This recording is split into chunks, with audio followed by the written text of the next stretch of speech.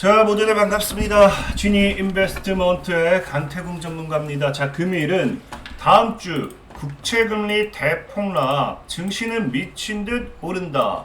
이 가격 오면 올인해라 라는 내용을 가지고서 방송을 시작해 보려고 합니다.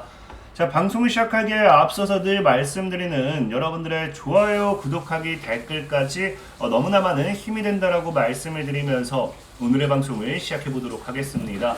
자, 일단 제가 이 다음 주라고 딱 이야기를 할 수 있는 이유가 무엇이냐. 자, 보면은 오늘 어떤 이야기가 나오느냐. 우리가 이제 속보로 나왔어요. 속보 나온 게 미국과 중국이 11월에 바이든 시진핑 정상회담 개최를 합의했다라고 하죠.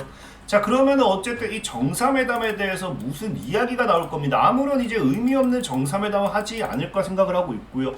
이 정상회담 개최 이야기가 나온 만큼, 속보로 나온 만큼 지금 증시에는 이 두 사람이 어떠한 행보를 보일지를 예상을 해봐야지만 우리가 수익을 볼 수 있다라고 좀 말씀을 드리고 싶어요.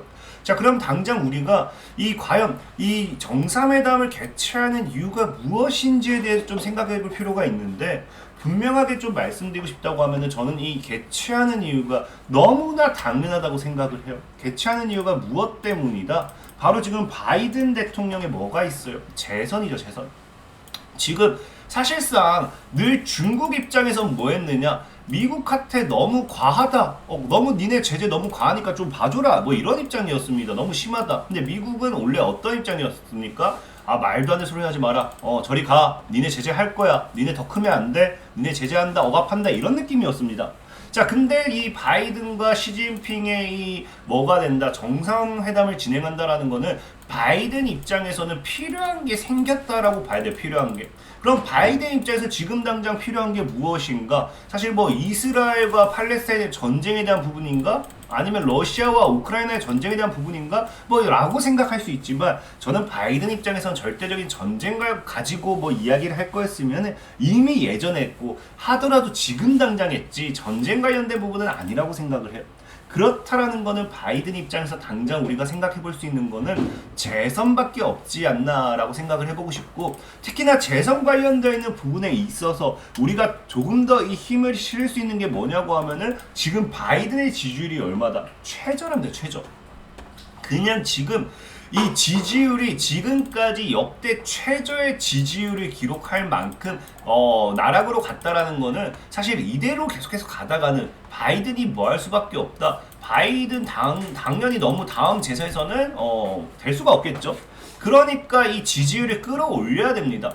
자, 그러면은 과연 지지율을 끌어올리는 거와 이제 금리적인 부분, 국채 금리적인 부분, 이게 무슨 상관인가를 봐야 되는데, 우리가 지금 바이든 대통령의 지지율이 떨어진 이유를 좀 본다라고 하면 이해하기 쉽죠. 물론 지금 전쟁이라든지 아니면 우리가 코로나 이후의 인플레이션이라든지 전 세계 경제 위기 뭐 이런 부분, 금리적인 부분, 인플레이션 뭐 모든 부분이 많다라고 생각을 하고 있지만, 지금 바이든 대통령이 무능력하다, 얘는 능력이 없다라고 이거를 우리가 지금 딱 인식할 수 있는 거 뭐밖에 없냐고 하면요, 바로 국채금리입니다. 국채금리. 지금 16년간 이런 미국의 국채 금리는 처음이었다. 처음이었다라는 거예요. 그 말 무슨 말이냐고 하면은, 그 전에 우리가 사실 리먼 사태라든지 이런 거는 우리가 경제 대공황을 일으킬 만한 큰 사건이 있었습니다. 큰 사건. 근데 지금 국채 금리가 이 16년 동안에 이렇게 올라간 거는 뭐 여러분들이 코로나 때문이다, 아니면 연준의 금리 인상, 과한 금리 인상 때문이다, 뭐 이런 이야기를 할 수도 있겠지만, 사실상 보면 지금까지 처음이었다라고 이야기를 하면서 바이든 대통령의 무능력함을 한번 일깨우게 되는 계기가 되었던 거고요. 이걸 연준에게 넘기려고 했더니 연준에서는 뭐라고 하느냐? 연준은 세기를 박아버리죠. 자, 지금 제롬 파월 연준 의장이 직접 언급했는데, 확실히 지금 뭐예요? 국채금리 상승에 대한 부분은 지금 인플레이션이나 연준이 금리를 올렸기 때문이 아니라고 세기를 박습니다. 뭐 때문이냐? 지금까지 미국의 국채는 누가 많이 사주는가? 이 미국의 국채는요, 지금까지 중국이 어마어마하게 사들입니다. 원래 중국이 미국 국채를 많이 사들이는 국가예요. 그래서 보면은 미국채 공급과 수요 불균형 우려도 작지 않는데, 지금 미국채가 뭐예요? 미 국채를 이제 사줘야 되는 입장에서 뭐 한다? 지금 중국이 사줘야 되는데 내다 팔고 있습니다. 내다 팔고 있어요. 팔아버리니까 뭐가 된다? 국채 가격이 떨어지고, 국채 가격이 떨어지니까 채권의 금리는 뭐합니까? 올라갈 수밖에 없는 거예요. 이거는 뭐 여러분들이 쉽게 설명하면 제가 설명드리면 또 너무 길어지기 때문에 그냥 반비례한다 이 정도만 좀 이해하시면 돼요. 그러니까 국채 채권을 이 중국이 이제 사줘야 되는, 지금까지 중국이 물량을 받아주면서 사줬던 미국 입장에서는 중국이 사주지 않고 계속 팔아 제끼니까 뭐 할 수밖에 없습니까? 채권 가격은 떨어지고 금리는 올라가고, 그것이 지금 시장에서 무엇을 만들었다? 미 국채금리에 미친 16년 동안에 이런 국채금리는 처음이다 표현할 만큼 말도 안 되는 금리의 상승을 불러일으키게 된 거예요. 그럼 지금 시장에서 이 채권에 대한 안정화, 국채금리에 대한 안정화를 잡으려고 하면은 무엇을 할 수밖에 없느냐? 너무나 당연하게 뭐합니까? 미중 무역전쟁에 있어서 여기에 대한 어느 정도 제재 완화라든지 합의를 진행해야 돼요. 합의. 그럼 여기서 미중, 자, 지금 우리가 기대해 볼 수 있는 게 뭡니까? 이제 미중이 이제 정상회담을 한다라고 하면은 바이든 입장에서는 채권의 안정화를 위해서 시진핑에게 부탁해야 될 게 뭐예요? 채권을 다시 좀 사줘. 우리나라 채권 좀 사가 주세요. 밖에 할 말이 없는 거예요. 그럼 여기서 시진핑이 오케이가 나와준다라고 하면 당연히 다시 미국의 채권을 사들이기 시작할 거고요. 그럼 다시 채권 가격은 올라가기 시작할 거고, 채권 금리는 하락할 수밖에 없는 겁니다. 그래서 금리의 대하락을 예상하는 거고, 실질적으로 그렇기 때문에 이런 상황을 예상하고 지금 미국의 이제 채권왕도 뭐예요? 미국의 국채 금리는 이제 하락할 일밖에 남지 않았다. 하락할 것이다라고 이야기를 하면서 하락에 베팅을 하면서 지금 뭐 해야 된다? 미국의 채권을 사야 된다라고 이야기를 한 거죠. 채권왕도. 자, 그러다 보니까 우리가 일단 첫 번째로 기대할 수 있는 게 뭐예요? 미중 무역전쟁, 아니죠, 정상회의를 통해서, 회담을 통해 가지고 채권에 대한 안정화를 기대할 수 있어요. 그럼 이 채권 금리가 안정화된다라고 하면은 지금 시장 금리가 계속해서 올라가다 보니까 우리나라 증시가 대폭락이 나왔죠. 그럼 우리나라 증시도 다시 뭐 할 수밖에 없어요? 반등할 수도밖에 없습니다. 그게 첫 번째 이유고요. 자, 두 번째는 뭐냐고 하면은, 자, 미국 입장에서 채권 안정화를 요구했다고 하면, 채권을 이제 채권 사조를 요구했다고 하면은 중국 입장은 당연하게 지금 요구할 수 있는 게 뭐예요? 중국에 대한 제재 완화겠죠. 제재 완화. 그럼 여기서 여러분 생각해 볼 수밖에 없는 게, 지금 그냥 여기서 바로 나와준다고 하면은 반도체밖에 없습니다. 지금 우리가 가장 크게 하고 있는 게 미국의 반도체 통제죠. 그러면 이 반도체에 대한 부분에 제재 완화가 된다라고 하면은 우리나라 역시도 수혜를 볼 수밖에 없죠. 왜? 중국에다가 반도체를 팔 수 있으니까, 수출할 수 있으니까. 지금 우리나라가 반도체 통제 자원 무기화에서 뭐 배터리 새우등이라고 하지만 사실상 우리나라 반도체 업체 포함해서 웬만한 기업들이 다 새우등 터졌습니다. 그러니까 지금 이게 정상회담이 잘 된다라고 하면은 그냥 너무 간단해요. 일본 아까 얘기했죠. 채권 가격 하락. 채권 가격 상승이죠. 상승하니까 금리는 하락합니다. 자, 두 번째, 반도체 제재 완화. 그럼 여러분들 반도체 제재가 완화가 되면요, 반도체 수출과 함께 반도체 실적이 증가하게 돼요. 그럼 반도체 실적 증가는 반도체 주가 상승의 모멘텀이 됩니다. 우리나라는 증시가 반도체가 올라가면요, 증시는 살아날 수밖에 없어요. 우리 삼성전자가 증시를 견인하잖아요.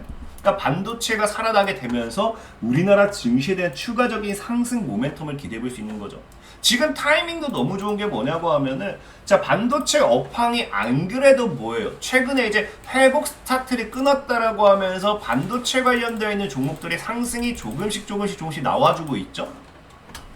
그럼 이런 부분에서 지금 만약에 반도체 수출 통제가, 이게 수출 제재, 반도체 이 제재가 완화가 된다라는 거는 이 수출 회복되는 부분에 있어서 뭐 할 수밖에 없다, 날개를 달게 되는 거고요. 이것이 삼성전자라든지 SK하이닉스의 주가의 강한 상승으로서 이어지게 된다라고 하면은 증시는 미친 상승으로 이어질 수 있겠죠. 그리고 여기서 마지막으로 이제 전쟁에 대한 리스크. 전쟁 리스크도 지금 사실 존재하는 건 있어요. 근데 이게 오늘 또 뉴스가 뭐가 나왔습니까? 전쟁 리스크 같은 경우도 오늘 보면 사실 이게 말도 안 되긴 해요. 유엔이 지들이 그냥 총회해가지고 이스라엘과 하마스 전쟁 휴전 결의 채택했으니까 결의 휴전해야 된다 뭐 이야기를 하고 있습니다. 사실 뭐 이스라엘과 지금 보면은 이 미국은 원래 반대하는 입장이었어요. 근데 사실 얘네가 지금 이거 채택한다 해가지고 휴전할 수 있느냐, 이게 문제거든요. 근데 사실 이게 얘네가 한다고 하면은 이게 임시 휴전이라도 어쩔 수 없이는 하긴 해야 돼요. 하긴 해야 되는데 문제는 이스라엘과 하마스 입장에서는 이거 할 것인가 봤을 때 하마스도 지들도 재밌는 놈들입니다. 지들이 먼저 공격해놓고 뭐예요? 지금 이제 우리 휴전 없이는 인지 석방 안 할 거라고, 니네가 휴전해주면 우리가 인지 석방 하겠다면서 계속 요구하는 게 뭡니까? 휴전입니다. 휴전. 지들이 선제 타격해놓고 우리 휴전하자, 휴전해줘, 이러고 있는 거죠. 그러면서 지금 이 하마스 같은 경우도 계속해서 요구하는 게, 자, 민간의 인지 석방이 준비되어 있기 때문에 이 말이 무슨 말이, 우리는 휴전에 대한 준비가 되어 있다. 이스라엘은 준비 안 되어 있어요. 그냥 일방적인 휴전 해달라 이겁니다.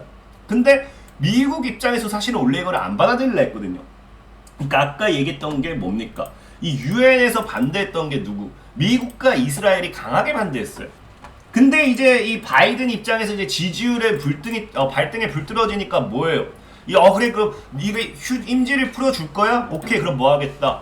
인질 석방에 영향을 끼칠 수 있다고 하면은, 나는 임시휴전 지지한다. 방금까지, 채택될 때까지 난 지지 못해! 하다가, 왜? 난 절대 반대야. 휴전 반대하다가, 그래, 인질 석방만 해준다고 하면은 휴전 지지할게.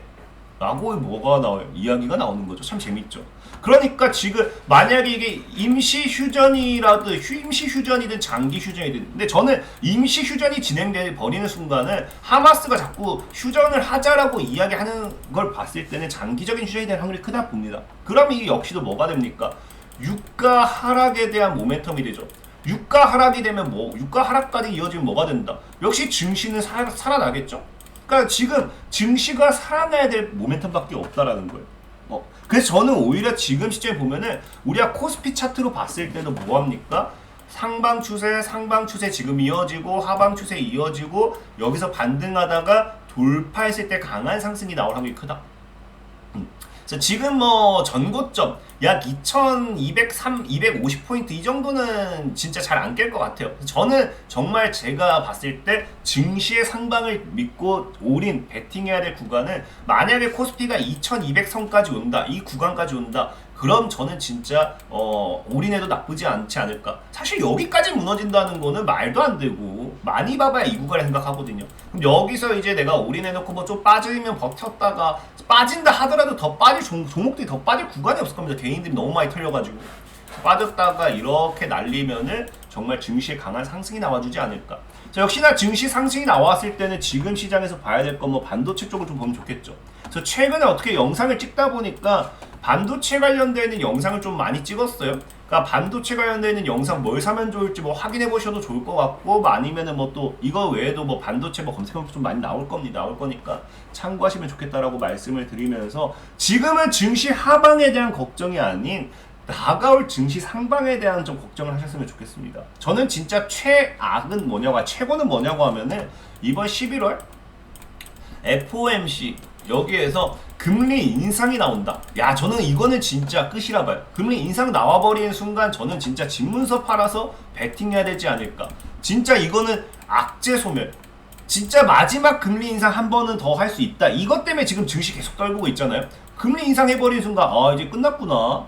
이제는 금리 이제 인하밖에 안 남았구나 하면서 악재 소멸과 함께 진짜 강한 상방에 대한 베팅을 할 수 있지 않나.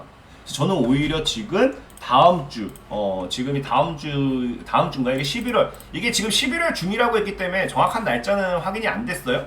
그러면 이제 FOMC 이후라든지 아니면은 이 날짜가 나오는 시점부터 해가지고 여러분들이 강력한 공격적인 베팅도 좀 가능하지 않을까 좀 말씀을 드리면서 오늘의 방송을 마무리해 보도록 하겠습니다. 자, 지금까지 진입 인베스트먼트의 강태공 전문가였고요. 여러분들의 좋아요, 구독하기, 댓글까지 너무나 많은 힘이 된다라고 말씀을 드리면서 모두들 안녕!